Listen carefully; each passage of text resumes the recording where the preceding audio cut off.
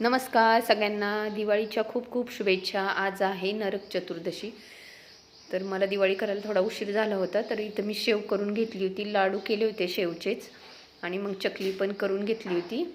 चकली पण खूप छान झाली होती आणि सगळं करून मग आम्ही गेलो खरेदीला बारामतीला। तर पहिल्यांदा इथं वडापाव घेतला, पेटपूजा केली आणि कार्तिकने बघा आमच्या साबुदाणा वडा घेतलेला आहे। साबुदाणा वडा खाऊन झाल्यावर त्यांनी परत आमच्याबरोबर वडापाव पण मागितला। मग तुम्ही कसा वडापाव खाताय, मग मला पण पाहिजे। मग त्याला पण परत वडापाव घेतला।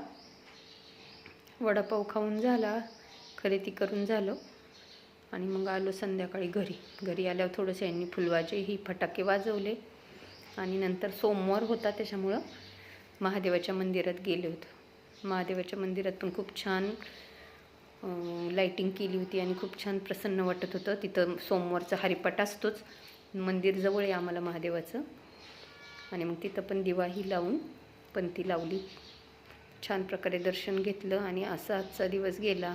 दिवाळीच्या परत एकदा खूप खूप शुभेच्छा।